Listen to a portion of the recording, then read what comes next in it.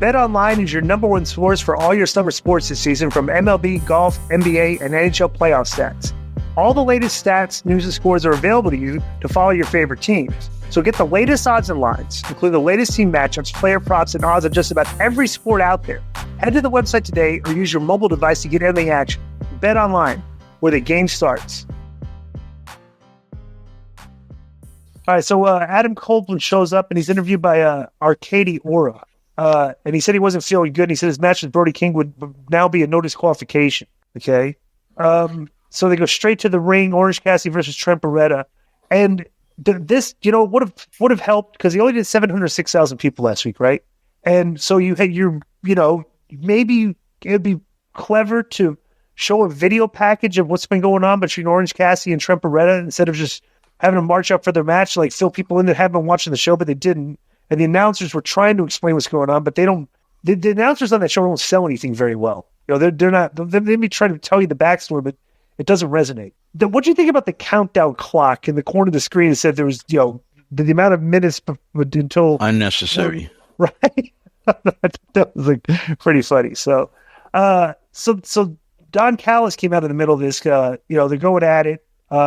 He still has good heat. He got booed when he came. Yeah, of course. No, he's good. It's good for these guys that he's interjecting this. So Beretta hit Cassidy the running knee. Beretta removed the turnbuckle, was caught by the ref, and Cassidy removed another one that ran Beretta into it. He rolled him up and got the 3 count. And after the match, the referee raised the arm of Cassidy ringside, and Beretta hit Cassidy from behind and worked him over with punches. Then he gave him a pile driver on top of the ring steps, which should have been enough to just, hey, that's it. Let's carry the guy in the back. So, but then Cassidy kind of started making a comeback after the pile driver the thing. He cut him off again and gave him, he beat him down. But Chris Statlander, Don Callis ran over and told him all to settle down.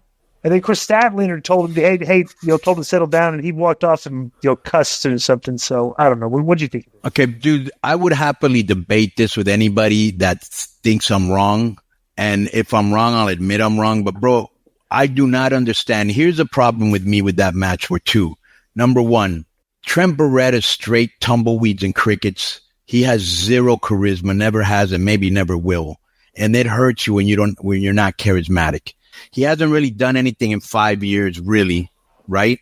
And bro, they're turning him heel, and he's getting heat on Orange Cassidy, and then he does a beautiful pile driver on the steps where he should have left them laying there, and they should have taken him in an ambulance. But no, this guy came back from that. How is that good? Let me tell you what it reminded me of. It reminds me of... And not only that, OC, last thing, OC ain't the biggest...